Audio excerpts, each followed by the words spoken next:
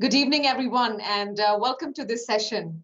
I hope all of you have been enjoying all the sessions that we've been running since the afternoon, and you've been able to take some insights from them. Our session right now is a panel discussion on shifts in the classroom education and personalized learning and teaching. And this is a very timely discussion, and we've gathered an expert lineup of speakers to discuss and debate this topic in detail. So if you have any questions for our panelists, please post them under the questions tab in the live discussions button. Without further ado, I would now pass this session to our moderator, Atima Joshi. Over to you, Atima. Thank you, Preeti, and a big warm welcome to everyone. It is really exciting to see everyone here. I've been attending the past couple of sessions, and it has really been very, very exciting to listen to all the experts. And today we have 3 experts with us who are going to talk more about personalized learning. This is really interesting because pre-COVID, we had already started that discussion, and there was a lot of work done towards personalized learning. But suddenly, after COVID, things changed, and we want to understand today, what does personalized learning look like in a digital world, in a world of pandemic, in a world where there are so many issues coming up. So without any further ado, I would like to introduce our panel to you. Jennifer, we'd like to start with you. Could you just introduce yourself? Absolutely. Thank you very much. My name is Jennifer Norman. I'm an instructional technology coach at Singapore American School. I've been living in Singapore for 3 years, and I've come from the United States, is where I was born and raised and went to school. Most recently, I came from the Dominican Republic, where I also spent 10 years doing pretty much the same thing that I'm doing here in Singapore.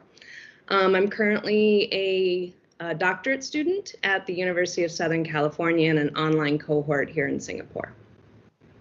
Right, thank you. Thank you so much, Jennifer. Sam, could we go next with you? Could you just tell us a little bit more about yourself? Good afternoon, everyone. I'm Sam Chua from Lyceum of the Philippines University. So I'm actually currently the Dean of the Graduate School of that university. Basically, I'm active in the field of information technology. I'm also Vice President for the Philippine Society of IT Education here in the Philippines. Wonderful. Thank you, Sam. And Leonard, could we have you next? Good afternoon, everyone. I'm Leonard. So I'm actually the head of technology for Southeast Asia from ISP, International School Partnership. We are one of the largest international school operators in Malaysia. Under our brand, we have 10B schools and Asia Pacific schools. Nice to meet you. Thank you. Thank you, Leonard. All right. So Jennifer, we'd like to start with you. If you could just expand for us a little bit more, the idea of personalized learning. So what does a successful personalized learning look like, feel like, sound like?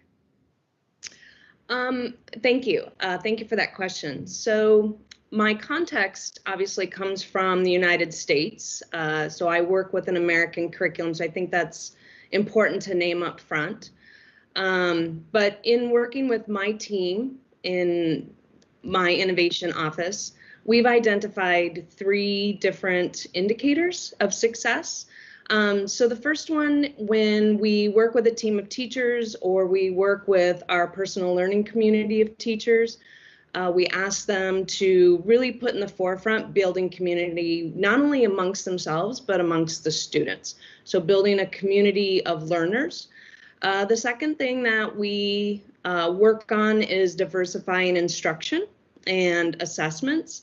And then the third thing that we work on in that development of instructions and pedagogy, we really work on student agency.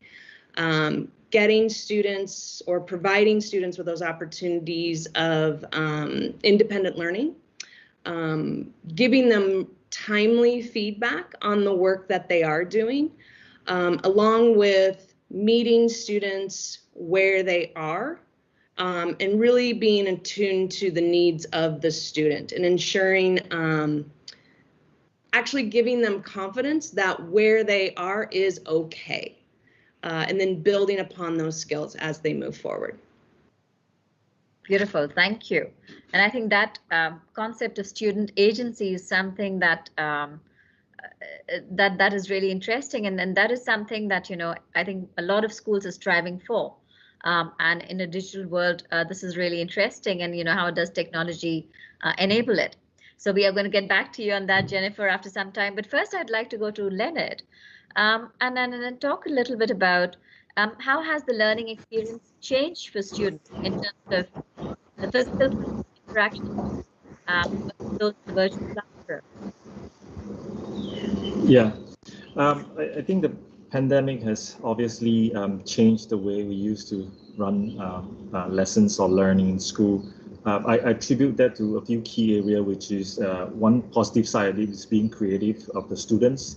The other part of it is really the stress level of how this lesson is happening, and also how do we help the educators and the students. A lot of time we forget about helping the educators adopt technology so they are adapting to this environment.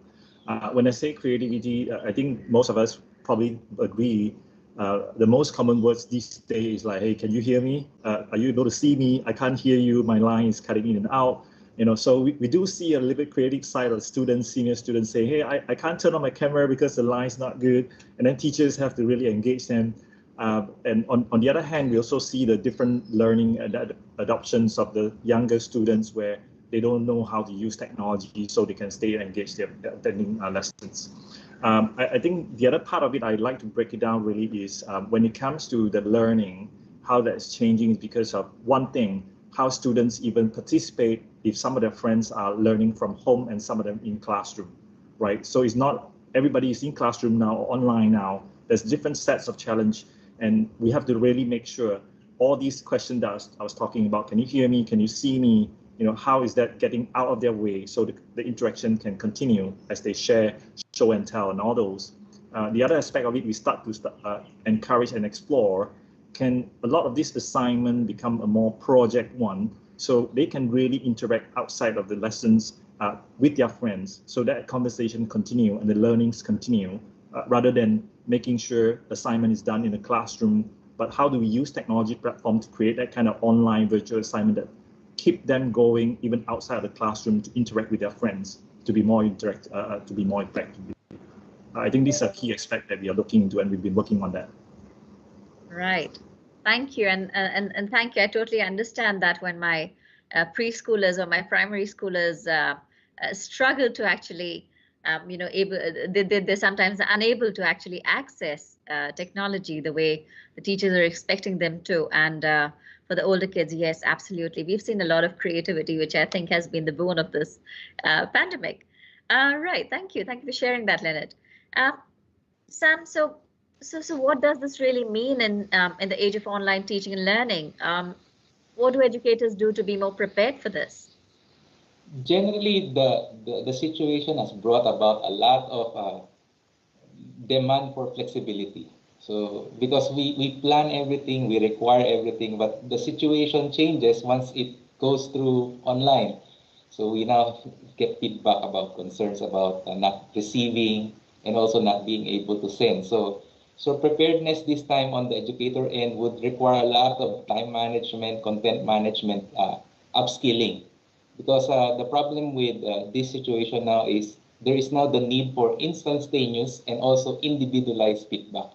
Whereas before, if we are in the classroom, we can do general feedback and everybody can just understand each other. But this time, because of the situation, we cannot do a generalized outcome, but we need to provide individual information.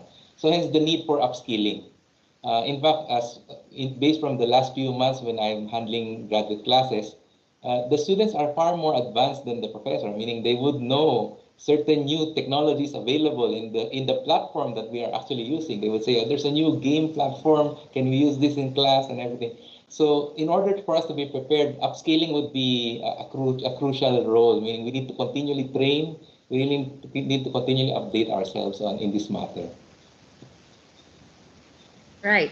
Thank you. And that is so true. You know, when you talk of upskilling, I think I have seen teachers actually stopping the lesson and asking the students to actually teach them a particular feature, or, you know, you talk to them about how best can a particular lesson be changed and be made more interesting. So thank you for sharing that. Indeed, I think that adaptable mindset is something which is really important for all of us here. Jennifer, I'm going to jump back to you. How does this preparation for personalized learning, how does that differ in the virtual and real world? Because, you know, in the real world, you still have a classroom setting to look into, but in a virtual world, it's quite different. So there is no particular furniture to be moved around and so on. So what does it look like, and how does that preparation need to be done for a virtual world? That's another great question. I'll focus on two areas. One is flexible groupings. And so whether you're in the classroom or whether you're online, we can go into different flexible groupings, whether it be students working independently, whether they be working in pairs, whether they be working in small groups. I think both of those can be done both in person and both in a virtual setting, using some of the software that we have available to us in the virtual setting, along with the classroom setting, being able to have that flexible furniture or be willing to move the furniture into those particular flexible groupings. I think the other one, as we prepare, you're looking at your lessons. How am I going to be able to differentiate those lessons for those particular settings? So in a virtual setting, as some of my colleagues here have mentioned, you know, you're working with K through 12 students. And so the time on task and the attention span of students is going to be very, very different. And so what would be feasible for an older student, keeping them online for 20, 25 minutes and engaging them in that particular lesson, is going to be much different than a younger student. So being aware that your lessons are going to just look differently based on not only your context, but based on the age of your students. And I do believe the frame of reference is, what is it? 5 minutes for every, or 1 minute for every age. Like students who are 7 have an attention span of like maybe 7 minutes. So being flexible in the way you design your lessons, definitely. Thank you. So that talking about adaptability and that flexibility, and talking about, you know, the different contexts because of age or because of, you know, the internet connections and so on. There are so many different factors to consider. Leonard, I'm going to actually ask you, what, in your view, can educators do to engage? Yeah, I think I just want to sidetrack a little bit, because I'm not the most qualified person in this forum to talk about, you know, educators, how to prepare themselves. But like I said, the experience that I have really is, I really have a lot of respect for the teacher, because all of a sudden you are teachers and you are IT expert, you are the, you know, the technical help desk, and all of a sudden you have to compete with the K-pops, you know, celebrity to do stream. So everybody sits still and look at your stream and session for that 25 minutes.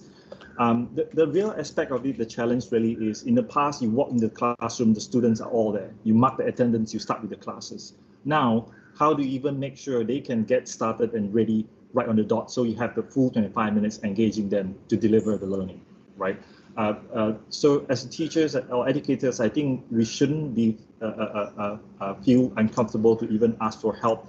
I think the first thing that really can help you is there's quite a number of those resources training online, but I'm a big believer of less is more, right? Have that conversation with your expert in the school that's supporting you to look at what makes sense, so you're not overwhelmed.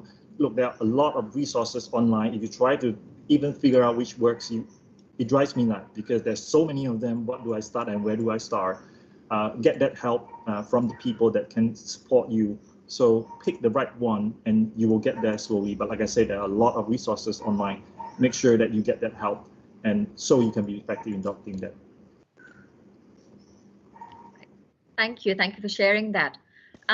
Sam, if I'm not mistaken, you have an LPU story and the role of the quality ready modules in individualized learning. So if you can just share us the story. This is just a journey that we went through. Well, we were actually started the preparations for online learning long before, but then the pandemic struck us. Everything was put on the forefront immediately. So fortunately enough, we have a planned pipeline already in place, and we understood that online learning is number one is spontaneous, meaning it evolves as you go through online learning.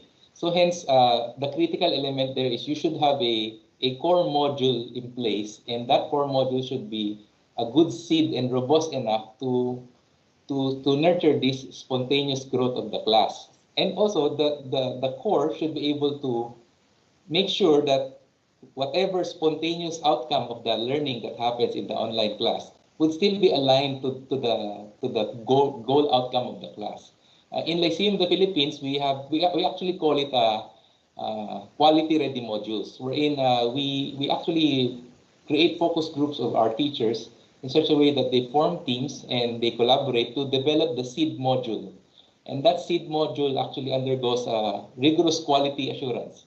So meaning it goes through peer evaluation, they debate about what would be the basic topics should be in there, and also the academic heads also review whether the content is accurate enough or correct enough, because the problem nowadays, before in a classroom, it's personal and private, the class interaction. But this time, it's personal because you still deal with individual learners, but it's public.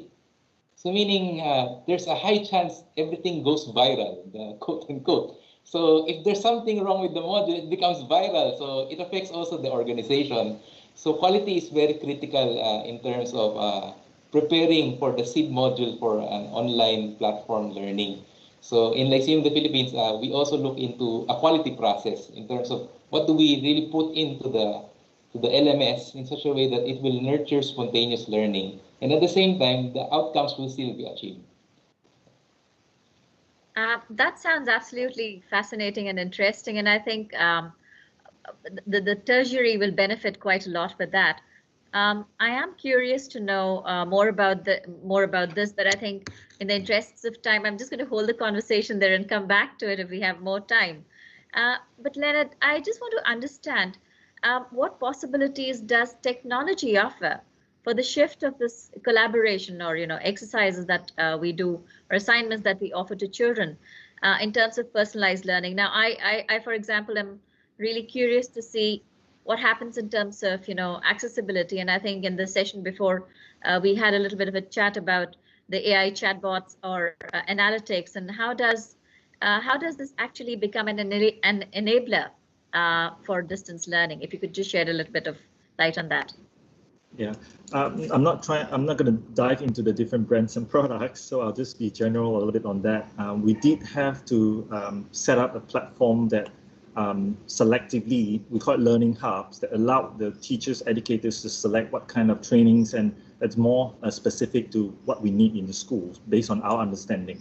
But of course, we also form a work group that actually discuss what we see to be the really required or more perceived to be more essential training for teachers to jumpstart so they can be effective in conducting lessons in the school. We also have deployed some of the pilot project assignment late last year, where we try to assign some kind of competition virtual. They can create their projects using different tools like streams or all those videos, and they can submit that. And we actually form that as a group of committees to go through evaluating that, including inviting students that go in and do the rating within our platform, which is safe for them to publish their work. These are just a few examples that we've been doing. I wouldn't say this is the best solution at this point, because as we continue to go through, we do have to deal with logistics in terms of if the school are in the infrastructure investment is really ready for this kind of a collaborative platform. The last thing that we are also looking at, which is starting next week, last year again, because we believe currently the landscape has changed so much. There are a lot of jobs or career opportunity out there that doesn't exist currently. So we don't want to prepare the students for the career that we already know. We try to look at how we can do an early stage of helping them to understand what their strengths and area that they can develop an interest, and start letting them to be aware of these are the key areas that you can be successful, not limiting them to say you're not going to be successful there, but help them understand, here's the passion, here's the talent we see, these are the relevant area that you can explore. And then we keep bringing those. It's early stage of the career guidance we start to do together and throughout, working with educators to see now what kind of courses and what kind of subject they are offering, so we can help them to really have that early adoption of that. Again, it's probably an area that we can discuss, but I'm trying not to go in too much into the products that we use, so we kind of had that general guidance in terms of what we can do from the technology perspective. Thank you for sharing that. And again, yes, indeed, these are some in-depth conversations that we can have. But I also realize that our audience is starting to ask some questions. So I'll just go to Jessica's question here. How can we assure learning will be retained, and how can we assure that students actually focus on the discussion that's happening? And I think one of the challenges that a lot of teachers have faced is that sometimes students just don't turn on their camera. What strategies can be used in that regard? Jennifer, can I ask you to step in and answer some of these questions? Absolutely. I'll do my best on this one. I think it goes back to my first point that I made about building community. I think a lot is said when children feel safe, then they have the ability to learn. I would have to dive in a little bit deeper as to why they're choosing not to turn on their cameras. And I can only speak from experience. It was not an option when we were online. It was a requirement that the cameras be on. So we actually laid out those guidelines. And if I could be really specific for a second, it was, you must have your camera on, you may not be in bed, you must have your space ready to go, and you need to be aware of what's in your background. Meaning what is behind you. And so that we didn't have some little mishaps that we didn't want to have happen. So I think laying that groundwork up front and being very explicit about what is required in a virtual setting would go a long way in helping do that. But I think it's also about building community, understanding your students, understanding their needs. There's a time to turn on the camera, there's a time to turn off the camera. And build that into your instructional practices. Thank you. And I so agree with that, laying that ground rule and those essential agreements basically before you start, plus creating those containers, for parents that this is what is expected and this is what is not expected and not allowed. So having some firm boundaries around that really is quite helpful. So thank you for sharing that. I also am going to try and combine the ideas. So Sam had earlier talked about that flexibility, right? So sometimes the students may not be able to turn on the camera because of certain reasons, and I think there we need to give some grace, considering that it's a different situation, and I think that this whole space is still evolving, and I find that really interesting. So thank you for sharing that, Jennifer. I think one of the questions is about the internet connection, and the connectivity in a number of places can be a big challenge. And what can be done in terms of personalized teaching and learning, and how can it provide that sufficient content and rigor that we're talking about? So Sam, would you like to add something to this? Yes, connection is one big hurdle and challenge eventually. So that's why the role of the asynchronous readiness of your program should be in place. In fact, even you should plan it in the way wherein the outcomes are clear asynchronously. Then try to make ways wherein there are options for them to be able to get consultation. The key word is consultation. So even though that they would not be able to have formal classes, but at least allow them a certain channel to consult. So for example, add multiple channels like other chat platforms or other communication platforms, wherein they can actually self-learn. Then if there are challenges, they can do consultations so that the professor can guide them through the process. Ideally, synchronous would be nice, but in the current situation, we cannot get 100% out of it. Based from our experiences, also it's not even realistic to get 100% success. So the asynchronous part plays a crucial role this time, just to ensure that the outcomes will be met. So that's why, as mentioned before in my initial sharing, the seed module should be in place. Meaning we cannot wait. We cannot simply wait for it to be dynamic. Or in next week, I'll share to you what will happen next week and so on. What if connection challenges appears next week? So it actually disrupts the whole learning process. So the seed should be there. So regardless of what happens in the succeeding days, at least there's continuity within an independent learning model. But again, the key there is there should still be a consultation channel, whether informal or chat or other means of communication, so that the connection would still be there and the learner would feel that there's a guidance happening.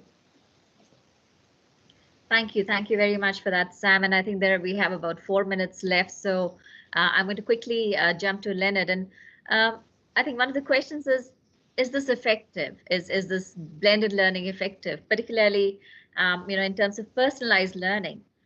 So what is your take? Is technology an enabler or a or does it actually make it more challenging for personalized learning?